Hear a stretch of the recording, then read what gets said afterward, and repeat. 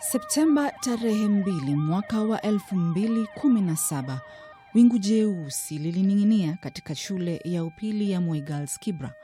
Moto ulioanza majira ya saa 8 asubuhi ulichukua maisha ya wanafunzi 10 na kuacha wengine wengi wakiwa na majeraha. Siku na miezi iliyofuatia ilijawa na majonzi, majuto, maswali yaliyokosa majibu na kilio cha haki. Miaka 2 baadaye, mengi yamebadilika, ikiwemo kuzinduliwa kwa bweni mpya na naibu rais Daktari William Ruto. Lakini hali ya waliowaleta malaika hawa duniani iko vipi?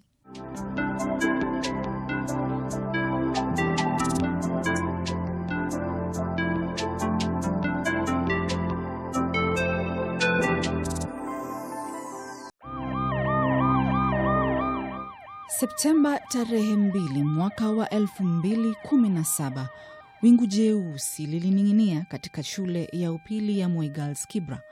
Moto ulioanza majira ya saa 8 asubuhi ulichukua maisha ya wanafunzi 10 na kuacha wengine wengi wakiwa na majeraha. Siku na miezi iliyofuatia ilijawa na majonzi, majuto, maswali yaliyokosa majibu na kilio cha haki. Miaka 2 baadaye, mengi yamebadilika, ikiwemo kuzinduliwa kwa bweni mpya na naibu rais Daktari William Ruto. Lakini hali ya waliowaleta malaika hawa duniani iko vipi?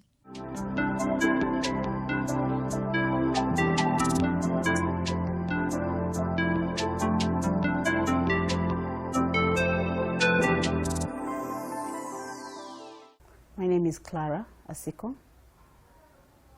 I'm a mother. I never use the word was. I'm a mother to Natalie Nanga.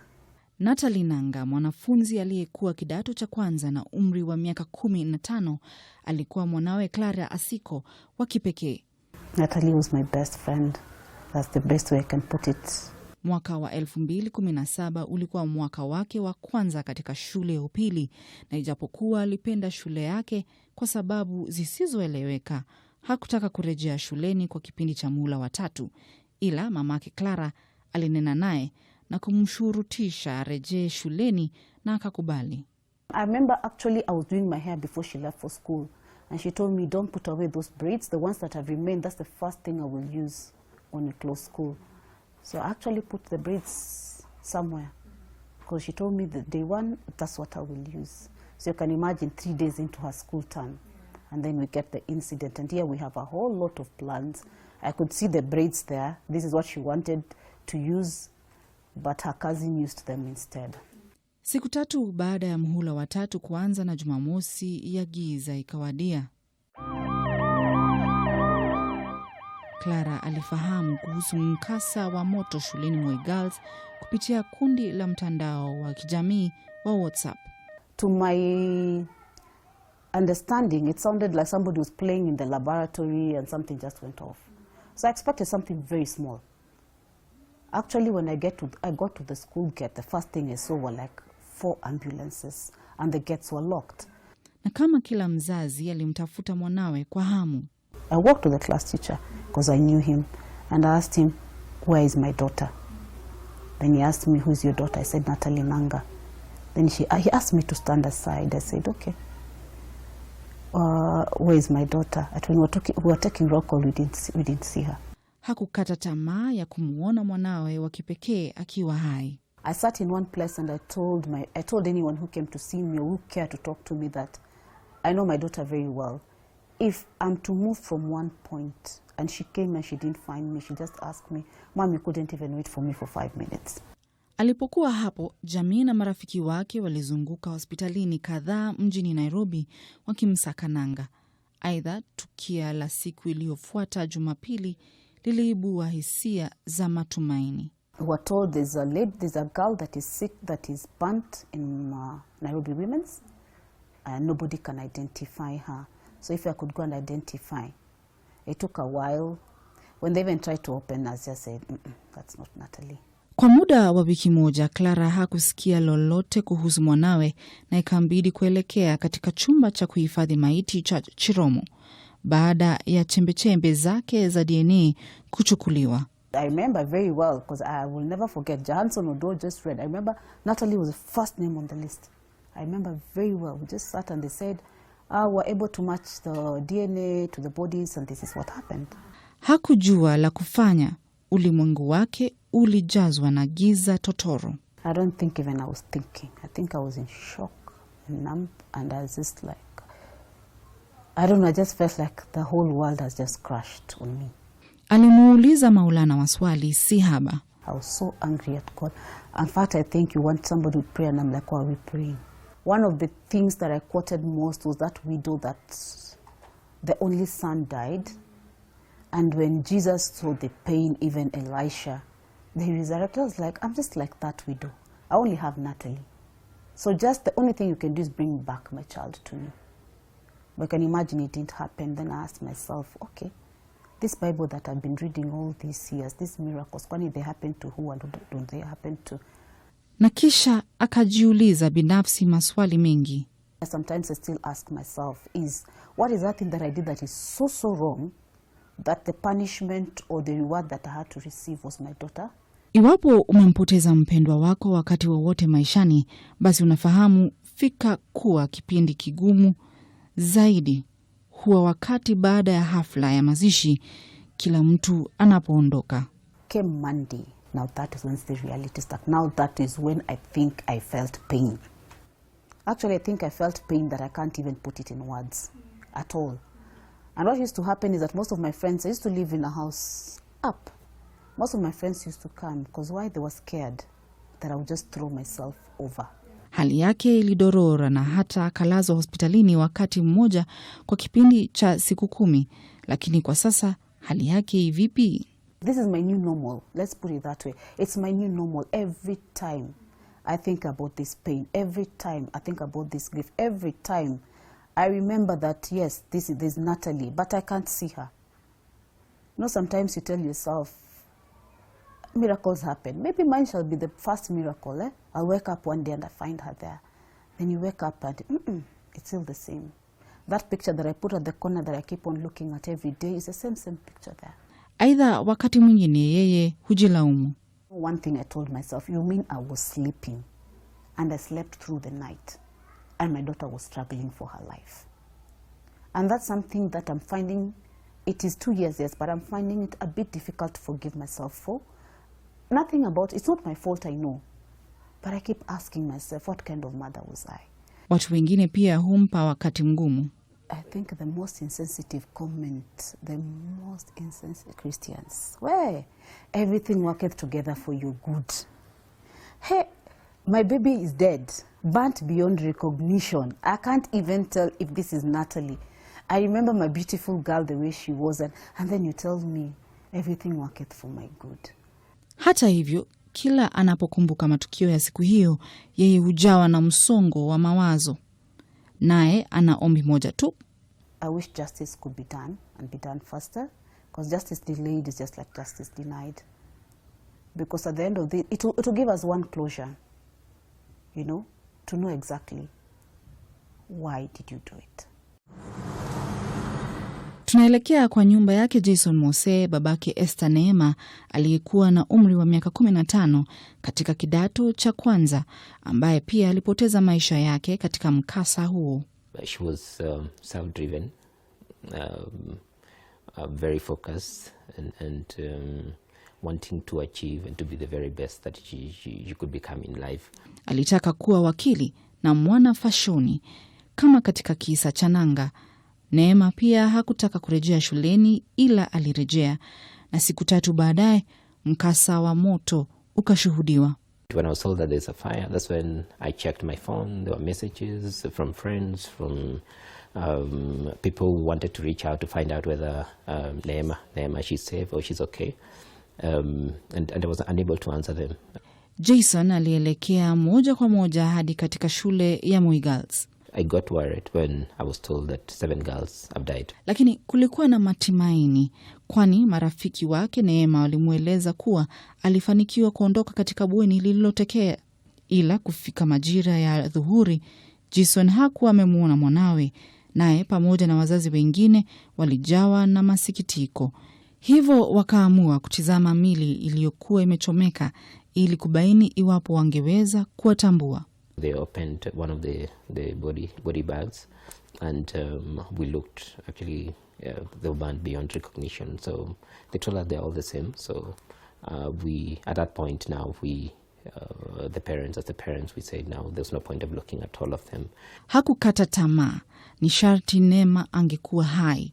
Ila saa 12 jioni, one lady from the Ministry of Education approached me and told me, "Sir, your daughter is among the 8."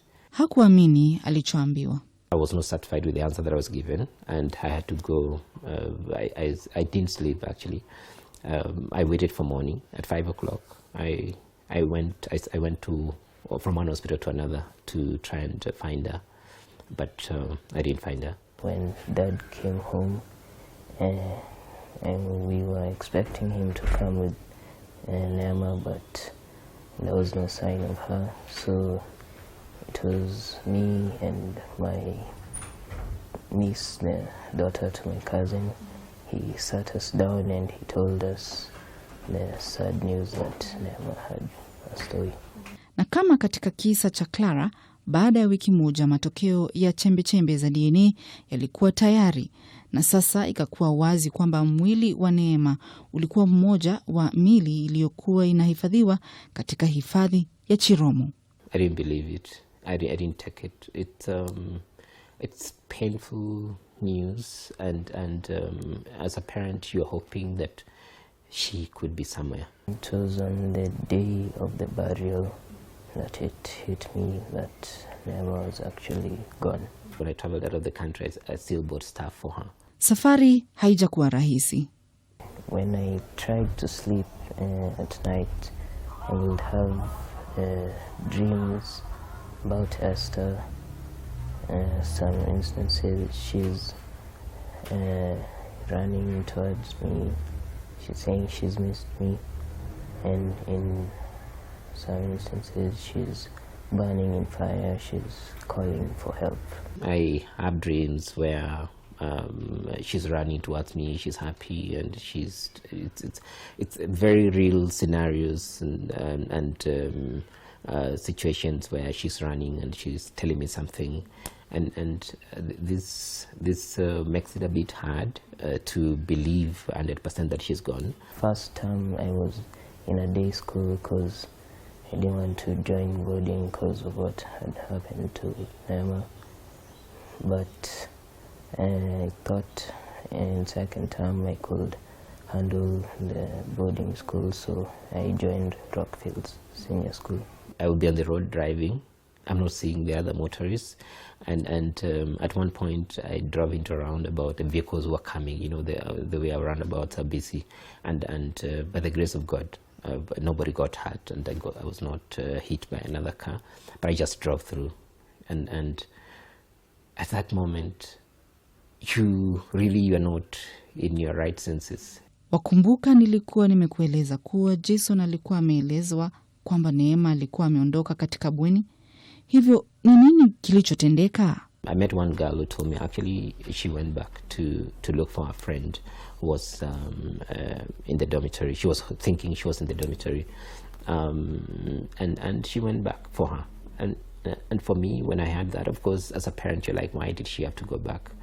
But then you realize that this is a girl who was selfless and thought of others. Hiyo ilikuwa ni hatua ya ujasiri. Aliyekuwa waziri wa elimu wakati huo, Daktari Fred Matiang'i, alitangaza kuwa moto huo haukuwa ajali, ila kuna mtu ambaye aliusababisha. Kesi hiyo ingali mahakamani, ila Jason anahisi vipi kuhusu swala hilo? It made me feel bad that somebody actually caused it. But then this is a girl who was I think 14 years old, the same age as my daughter, and the fact that she did it due to certain issues. From what I've heard, she could have had issues she was going through. For me, I have taken a lot of time to think about it and to process it and to forgive her. Being a minor she may have not known what she was really doing. She didn't think that it's going to kill so many of her friends. She thought maybe she'll just start a fire and get attention and move on. Hata hivyo, ana matumaini ya siku zijazo kuwa bora zaidi. I'm looking forward to a point of gratitude, of looking back and saying that thank you for the time that I spent with Nema, the 14 years that I spent with her. I'm not there at that point, but that is a point I want to smile when I'm thinking about her and not to cry when I think about her. Right now, I cry when I think about her. Kufuatia kisa hicho, Jason alianzisha mradi kwa jina Esther Neema Memorial Foundation, ambayo madhumuni yake ni kuhamasisha umma na haswa walimu na wanafunzi shuleni kuhusu mikasa ya moto. Foundation is to look into fire safety in schools, look at intervention, prevention basically of fires in school, awareness of fire safety, and training. We are appealing to everybody, to you, to the public, the stakeholders in education, and well-wishers to donate towards the foundation. We have a pay bill in place. The pay bill number is 914155. So whatever little that you can give towards the foundation go a long way in requisitioning the fire extinguishers and smoke detectors and do the trainings and fire drills in schools. Analojuta kwa sasa Jason ni laiti Neema angefahamu baadhi ya mambo ambayo anafunza watu wengine kwa sasa. If she had basic training on fire safety, then she would have taken some precaution. She would have probably crawled into the dome in going to rescue a friend, or she'll have taken some kind of precaution, and she'll have known that if the fire is too intense, then she'll not have approached the dormitory because she'll not come out alive. Katika sehemu ya pili ya Maua Moyoni, tutakupa taarifa yake vile Angoyo, jina la utani Bubbles, ambaye pia alipoteza maisha yake katika mkasa huo kupitia mamake Miriam Mwehaki.